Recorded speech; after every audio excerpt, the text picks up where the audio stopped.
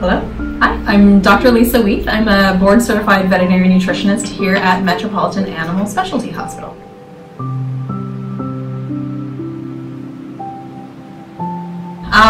So my general rule of thumb is avoid anything that's harmful or toxic. So no grapes, raisins, onions, garlic, macadamia nuts, chocolate, avoid the beer and wine, anything that's harmful. But other than that, I look at moderation. So everything in moderation. So things like green beans, broccoli, carrots, those are all fine in kind of moderate amounts.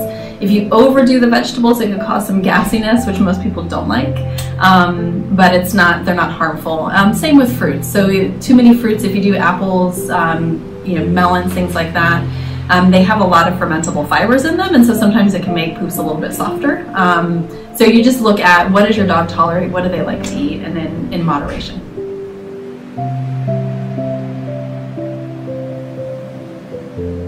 Supplements. Well, so if your dog is on a complete and balanced pet food, whether it's a fresh food diet or a commercial dry or canned food diet, they don't really need any extra supplements. Those diets are designed to provide all of the essential nutrients that the dog or cat needs.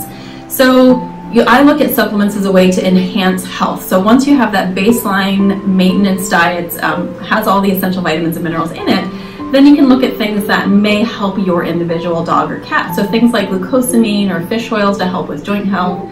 Older patients on older dogs and cats often do better when they have higher levels of antioxidants in their food, and that may help support some brain health and cognitive function. So just, how will they interact with the world as they get older? So I look at what does the individual need, but our baseline is always that making sure we get our basic nutritional needs met.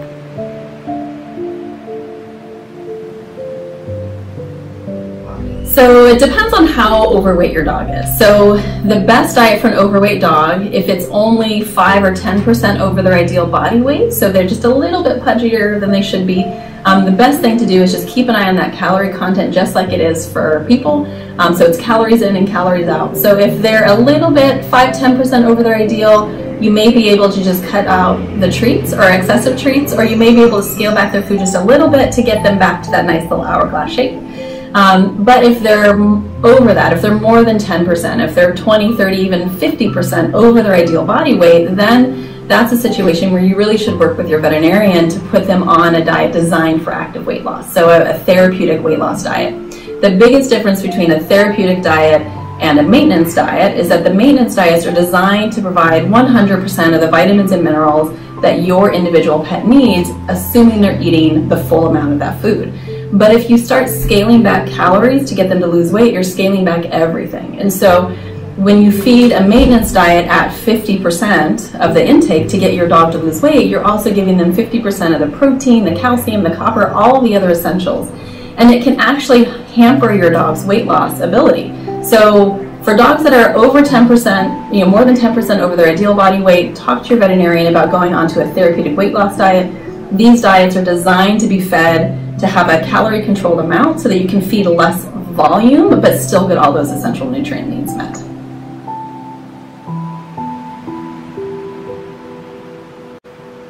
So it goes back to counting calories again. So if they're not gaining weight, and there was a recent diet change, so sometimes it's as simple as looking at the calories if you're feeding a dry food, how many calories per cup. If you had a switch and you went from a diet that had 400 calories per cup and then you changed their diet and now it only has 300 calories per cup, it may be as simple as feeding them more if they'll eat more. Individual dogs can have variations in their calorie needs. So some dogs are really easy keepers and you don't need to give them very much. That's the obese dog examples. And some dogs need a lot of calories. They're really active, they run a lot, they're running around the house, they're constantly circulating around the perimeter looking for what else is going on. Those dogs just may need more food. But if you're looking at the calories, you're feeding them an appropriate amount, and they're just not gaining weight, that's another situation where you really need to talk with your veterinarian to make sure, is this a dog who just needs to be fed 50% more or double the volume, or is this a dog that has some underlying medical issue that needs to be addressed? And so that's the situation where you want to talk with your veterinarian.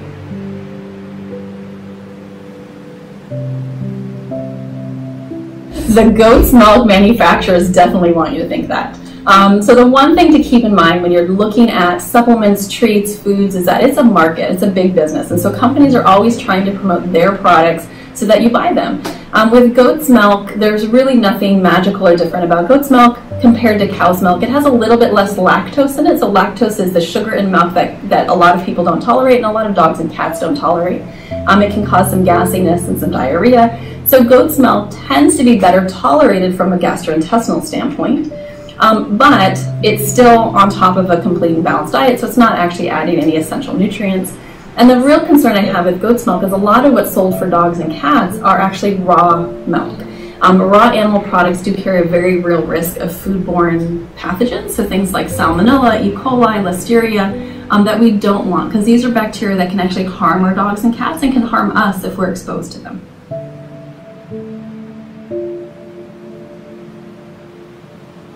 It depends on the leftovers, and also depends on their body weight too. Dogs can, I don't think there's one perfect diet to feed all dogs, and before commercial dog foods were available in the early 1900s, leftovers are what dogs and cats ate. It was whatever we didn't eat went to our household animals.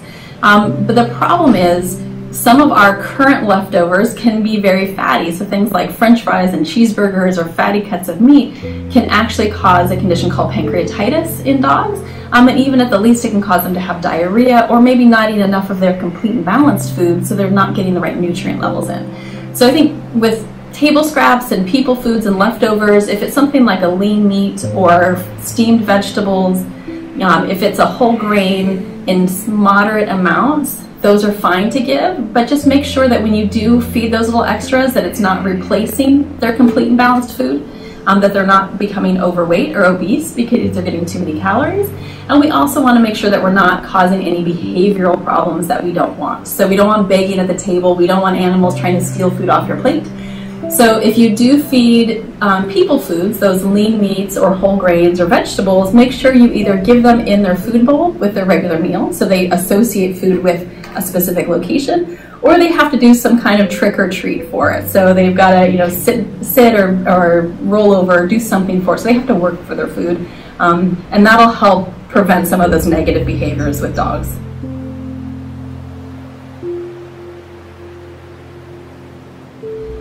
So it kind of summarizes everything. So the best treats for your dogs are things in moderation. So we don't want treats and extra foods to take up more than about 10% of the total food intake. So 90% of their meals and their calories each day should come from their complete and balanced food, whether it's a fresh food diet or a dry or canned food diet. And then 10% can come from anything else. So nothing that's harmful and toxic. So again, no grapes, raisins, onions, garlic.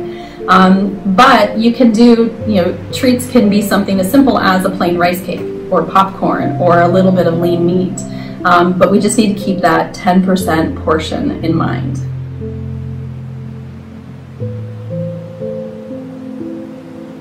I like to think that I'm fairly moderate when it comes to how to feed dogs. There's no one best diet out there, but there are some diets that can put your animal and put your dog at risk for certain conditions.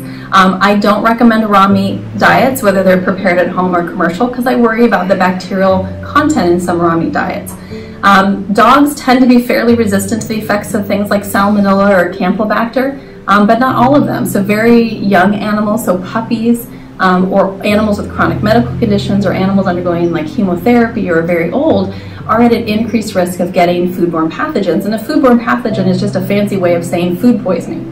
Most humans have had food poisoning at one point or another, and it's not pleasant. And then if you add on top of that a chronic medical disease where your immune system's compromised, it can make your dog or cat very sick.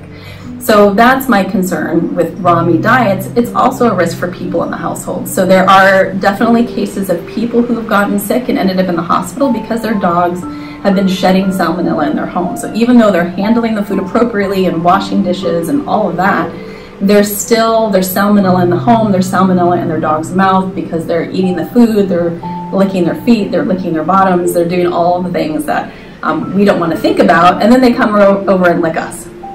So no raw meat foods. Grain-free is a kind of hot topic right now. So grain-free started about 10 years ago as a food industry push to do something different. So there's nothing inherently better about a grain-free diet compared to standard whole grains. So things like wheat, rice, barley, sorghum have been used for over 100 years in commercial pet food production, so we know how they work. With Grain-free diets, what's happened is those companies have replaced those more traditional grains with things like potato, sweet potato, or legumes. So legumes are lentils, soy, peas, chickpeas, fava beans, things that aren't typically in pet foods at very high levels. So peas themselves, so peas and pea protein and pea fiber have been used in pet foods for probably 20 years at very low levels, so like 10% of the total food, of the total recipe. And at that level, there were no problems that we're seeing. But about 10 years ago, peas started moving from 10% to about 40 or even 50% of the formulas. And that's when we started seeing problems in dogs. It's not every dog that eats a high legume diet that seems to be affected, but in a percentage of dogs, if they're fed a diet that has a high legume content, so high in peas, lentils, chickpeas, they are developing heart disease. And it's a diet-induced heart disease, and we just don't know what part of the diet is causing the problem.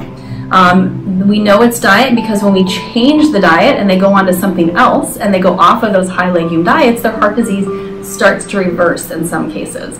It's happened in animals on fresh food diets that have been pea-based. It's happened in dogs that have had dry food diets that are lentil and pea-based.